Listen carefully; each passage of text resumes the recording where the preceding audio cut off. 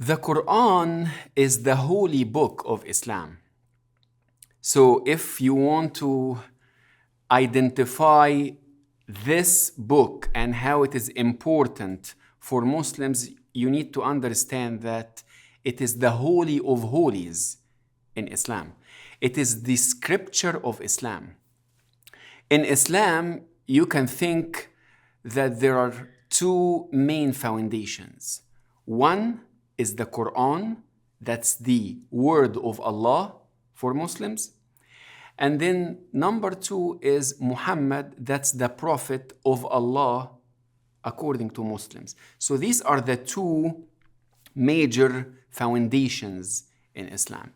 Not only that, this book, that's the Quran, it's actually not exactly the Quran because this is an English translation of the Quran. So Muslims believe that the Quran is an Arabic book.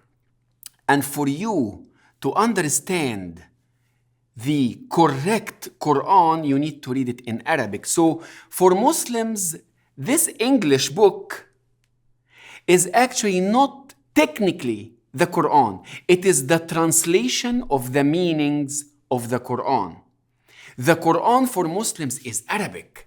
And that's why they think that after many centuries, Allah sent down a book to the Arabs. And this book is the exact copy of a celestial tablet. So for Muslims, the book itself is holy.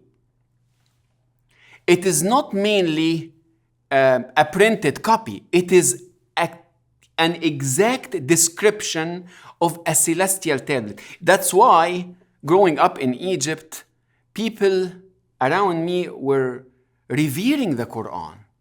So I had a friend who used to put the copy, the book itself, under his pillow so that he doesn't have nightmares at night.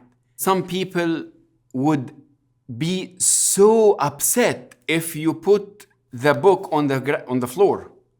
It can be. Of course, Christians view the Holy Bible differently. We respect the Holy Bible, but for us, the book itself is different from the eternal Word of God. So I always tell my students, it is inaccurate actually to compare the Bible to the Quran.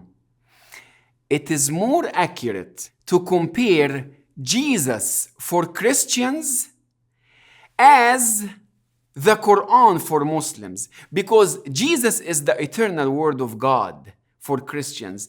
And this is the exact idea that Muslims have for their Quran. Now, the Quran itself has chapters in it. So it is almost 2/3 of a New Testament, length-wise.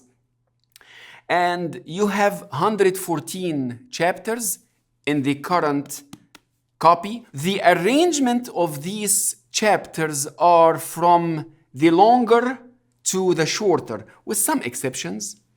So for example, chapter 1 is not the longest, chapter 2 is.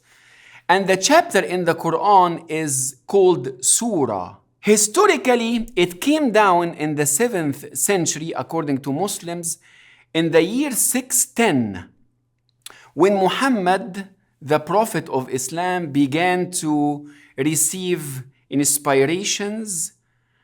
And these inspirations actually came through the angel Gabriel. And Muslims don't think of like Muhammad had anything to do with the writing of this kind of revelations coming from heaven. In fact, for Muslims, Allah is the author of the Quran. Muhammad had nothing to do with the Quran. Actually, Allah revealed to Muhammad, and Muhammad proclaimed the message.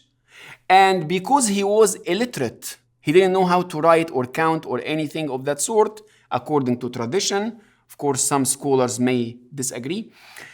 But Muhammad proclaimed the verses he received and his followers wrote it down on the leaves of palm trees, on shoulders of camels, and they were scattered everywhere until after Muhammad's death, the caliphs began to collect these verses and made it in one book. And we are told that there were two collections, but they were so meticulous that nothing is left from the Quran. But there is something unique about the Quran in our understanding, in our attempt to understand its value among Muslims, is that the Quran itself is a difficult book to fathom, to understand, to comprehend.